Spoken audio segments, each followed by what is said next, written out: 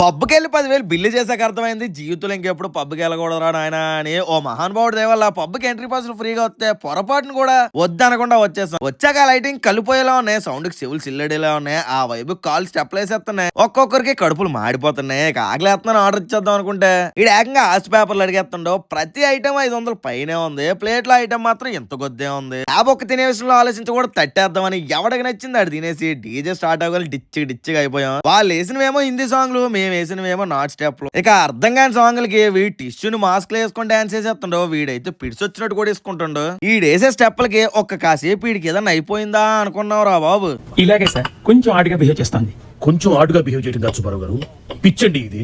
ఇక ఫుల్ గా డాన్స్ వేసుకుని బిల్లు దగ్గరకు వచ్చేస్తే బిల్లు చూసి భయం వేసి మా బాండుగాడి గిరికించేసి సైలెంట్ గా బయటకు వచ్చేసాం. ఇప్పుడు ఆ బిల్లు ఆడి కట్టకపోతే ఆడి పరిస్థితి ఏంటో. నిజంగా చెప్తున్నానండి, ప్రపంచం అంతా దొంగ నా కొడుకులు. నిజంగా నాకు కంట్లో నీళ్ళు వస్తాయి. దొంగ నా కొడుకులు అండి, దొంగ ఎవరిని నమ్మడానికి వీల్లేదు. आई लाइक करे, फॉलो करे, शेयर करे.